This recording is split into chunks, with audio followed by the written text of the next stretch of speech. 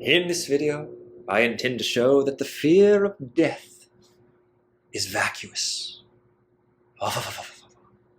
So this is one of my favorite arguments. It's present in a lot of classical sources. So you can find it in Cicero, you can find a little bit of it in Epicurus, you can find it in the Bhagavad Gita of all places.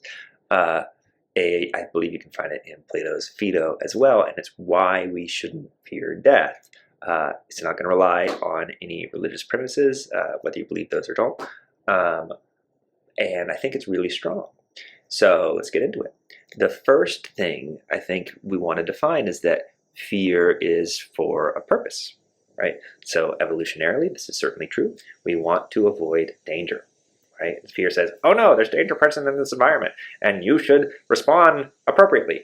And I say, how should I respond, fear? And fear says, okay, I got a palette of options, a menu, if you will. I will not.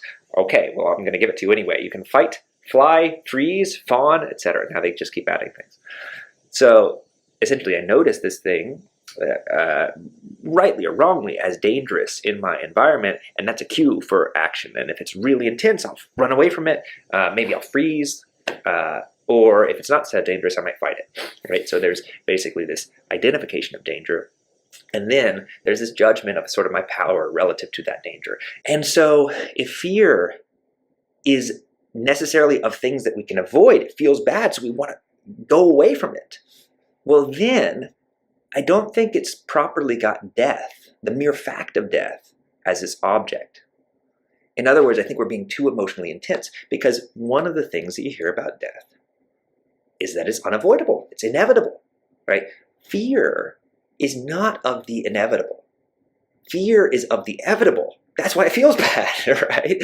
And so if we're fearing the inevitable, right, we're being irrational. We can't do anything about it, right? It's gonna happen anyway. And so we look at this thing, we realize we can't avoid it, we fear it anyway. That's just wasted effort. It's coming.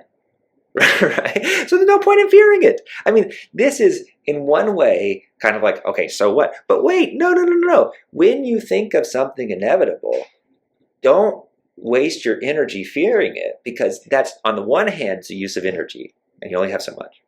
On the other hand, it's causing you needless suffering, because whether you fear it or not, it's going to come anyway. So you might as well just not fear it, right?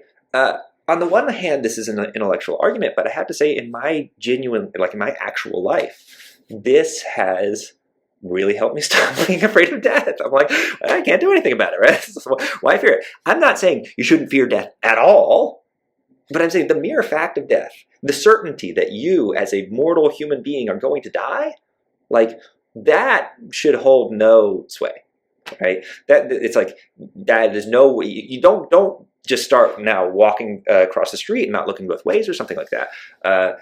Avoid death where it's avoidable, right?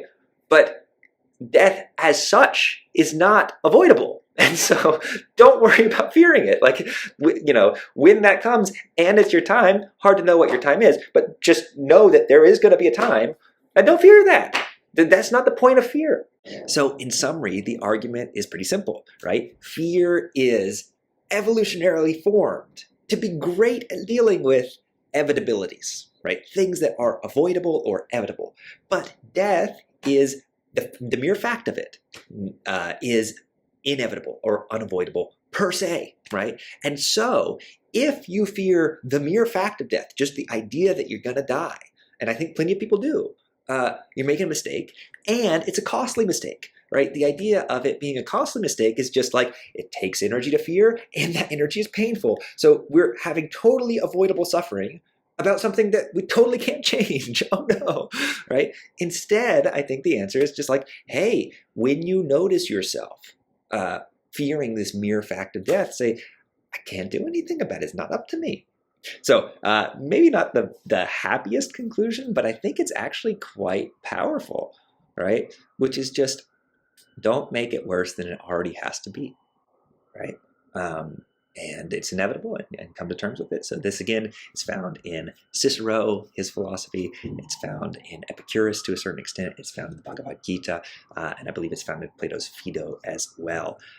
Really interesting argument. Tell me what you think in the comments about whether you find this argument compelling, whether you find it useful or helpful. Personally, I have. It's just like a nice little note in my head whenever I fear death. But Hey guys, I hope you enjoyed the video. If you did, I'd really appreciate it if you liked, commented, and subscribed to my channel.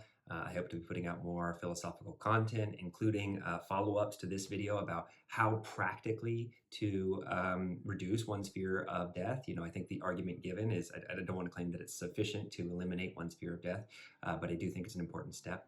I'd also like to do, videos applying the argument basically given there to the fear of loss and the fear of inevitabilities generally, as well as kind of the reverse of this argument, which is about desiring things that are frankly unrealistic, which end up in a similar way to the fear of death, sort of destroying the life and the enjoyment of life that we have now. So anyway, if you enjoyed the video, I'd love it if you liked, commented, and subscribed, and I will see you soon.